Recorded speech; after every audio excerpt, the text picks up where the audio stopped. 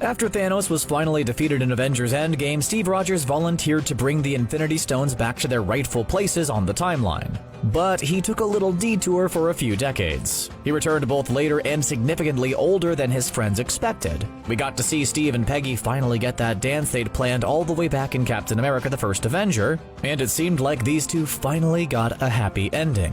Except what really happened when Cap went back in time? You know, all the non-dancing related stuff. If you're a fan of the Back to the Future franchise, then you might have been as confused as Ant-Man during the discussions of time travel in Endgame.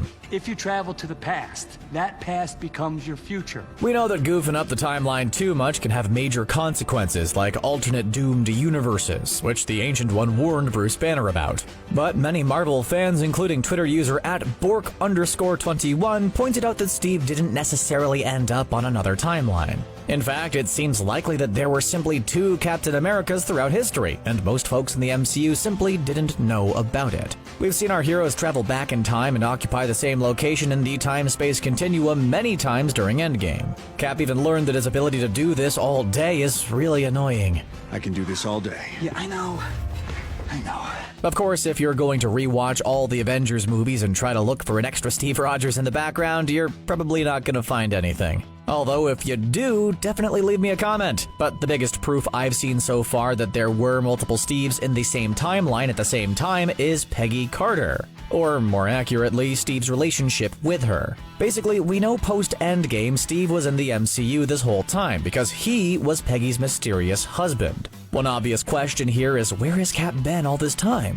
His drive to help others is one of his defining characteristics, so could he really sit back and watch Thanos cause the decimation again? Let alone all the horrible historical happenings over the years, and the fact that his best pal Bucky Barnes was running around as a brainwashed Hydra operative. Kinda seems like something Cap would want to get involved with. But Steve knows how time travel works after Endgame, and knows he can't really change the future like Marty McFly does in Back to the Future. Trying to make things better would have ultimately made things worse. And as much as Cap's instincts were probably to step in at certain points in time, it was best for everyone that he remained on the down low, and we know this hero always does what he believes is right. While he hasn't explicitly talked about maintaining the integrity of the space-time continuum, it seems safe to assume he would, because That's what heroes do. now that we know why post-Endgame Cap might have been laying low all this time, let's look at the evidence that shows he was on the same timeline as his fellow Avengers, including freshly unfrozen Steve. This is my choice. These two lovebirds bid each other farewell in Captain America: The First Avenger, only to reunite decades later under very different circumstances. Well, I couldn't leave my best girl. Now when she owes me a dance.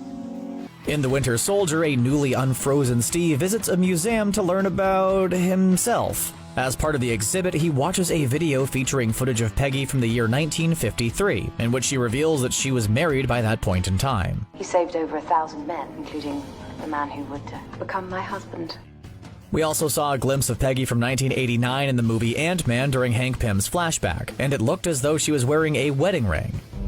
Tell me that isn't what I think it is. It seems like Peggy was married at some point after the events of Agent Carter ended in 1947, and before the Winter Soldier footage was filmed in 1953. Plus, when Steve and Tony go back to 1970 for more Pym particles in Endgame, we see that Peggy had a photo of Steve on her desk. If she was married to anyone other than Steve, well, that would be pretty awkward.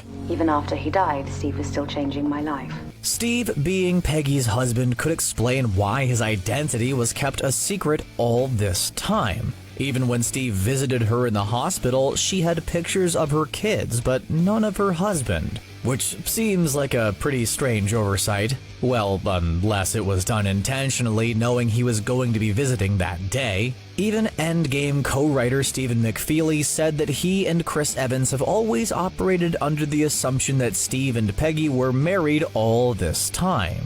Although McFeely also said that Marvel may disagree and he's unsure if this will officially become canon in the future, it does seem likely though.